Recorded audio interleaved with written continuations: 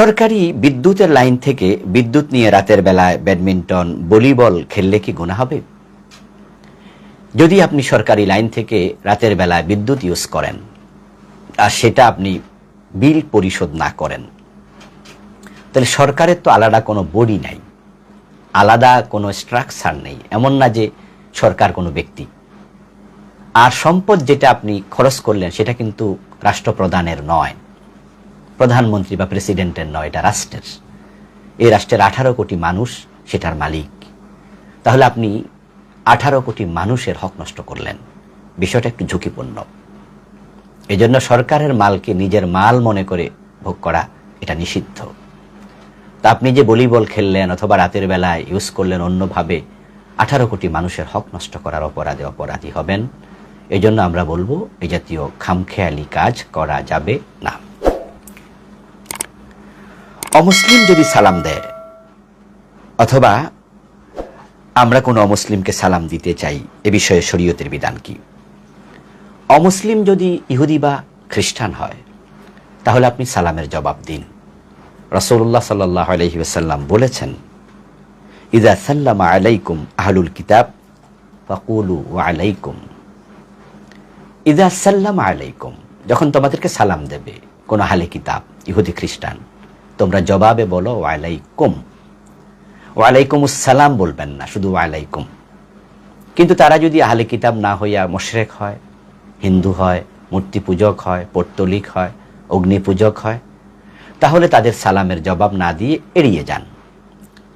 অথবা আপনি বলতে পারেন ওয়া আলাইকুম আসসালাম আলা মানিত্তাবা আল হুদা বা ওয়াসসালামু আলা মানিত্তাবা আল হুদা। এভাবে জবাব দেওয়ার বিষয়ে কোনো কোনো আলেম মতামত ব্যক্ত করেছেন। আর তাদেরকে সালাম দেয় আকবারই নিজ থেকে, এটা ঠিক নয়। সালাম মানি শান্তি বর্ষিত হওয়ার দোয়া। তারা আল্লাহর উপর তো বিশ্বাসই রাখে না, আল্লাহর সাথে শিরক করে, তো আল্লাহর পক্ষ থেকে শান্তির দোয়া কিভাবে করা যায়? কালান নবী সাল্লাল্লাহু আলাইহি ওয়াসাল্লাম লা তাবদাউল ইয়াহুদা ওয়ালান নাসারা বিসসালাম। প্রিয় নবীজি সাল্লাল্লাহু আলাইহি ওয়াসাল্লাম বলেছেন, তোমরা ইহুদি এবং খ্রিস্টানদেরকে শুরুতেই সালাম দিও না। এজন্য আমরা মুসলিমদেরকে নিজেরা সালাম দেব না। তারা সালাম দিলে কি করতে হবে তা তো বললাম। তাহলে কি করতে হবে?